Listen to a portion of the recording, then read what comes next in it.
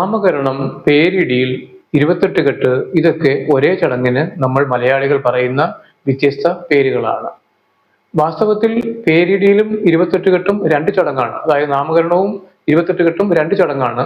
അത് ഏതോ ഒരു കാലത്ത് രണ്ടും കൂടി ഒന്നായി കണക്കാക്കാൻ തുടങ്ങിയതാണ്, അല്ലെ ആചരിക്കാൻ തുടങ്ങിയതാണ്.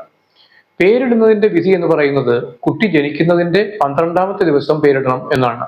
കുട്ടി ജനിക്കുന്ന ദിവസം 1 എന്ന് കണക്കാക്കി 12ാമത്തെ ദിവസം പേരിടണം. 11ാമത്തെ ദിവസം ചില വിഭാഗത്തിൽപ്പെട്ട ആളുകൾക്ക് കുഴപ്പമില്ല. 13ാമത്തെ ദിവസം ഒരു വിഭാഗത്തിലുള്ള ആളുകൾക്കും നല്ലതുമല്ല. ആഭരണം ധരിപ്പിക്കേണ്ടത്, കുട്ടി ആദ്യമായിട്ട് ആഭരണം ധരിപ്പിക്കേണ്ടത് കുട്ടി ജനിച്ചതിന്റെ അതേ ജന്മനക്ഷത്രം അടുത്ത പ്രാവശ്യം വരുമ്പോഴാണ്. അത് മിക്കവാറും 28ാമത്തെ ദിവസമായിരിക്കും വരുന്നത്. ആ ദിവസമാണ് കുട്ടിയെ ആഭരണം ധരിപ്പിക്കാൻ നല്ലത്. അപ്പൊ ഇത് രണ്ടും കൂടി നമ്മൾ ക്ലബ് ചെയ്താണ് ഇപ്പോൾ ഈ ചടങ്ങ് നടത്തി വരുന്നത്.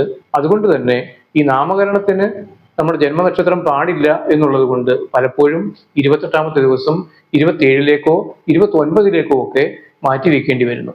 ഇതിന്റെ യാഥാർത്ഥ്യം അറിയാതെയാണ് പല ജ്യോത്സ്യന്മാർ തന്നെ ഈ ആൺകുട്ടികളാണെന്നുണ്ടെങ്കിൽ 27ാമത്തെ ദിവസവും പെൺകുട്ടികളാണെങ്കിൽ 28ാമത്തെ ദിവസവും പേരിടണം എന്നൊക്കെ പറഞ്ഞു പരത്തുന്നത്. സത്യത്തിൽ അത് വാസ്തവ വിരുദ്ധമാണ്. അങ്ങനെ ഒരു വിധിയേ ഇല്ല.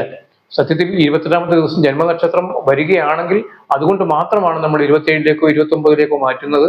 അല്ലാതെ ആൺകുട്ടികൾക്കും പെൺകുട്ടികൾക്കുമൊന്നും ഇതിൽ ഒരു വ്യത്യാസവും കണക്കാക്കേണ്ടതില്ല.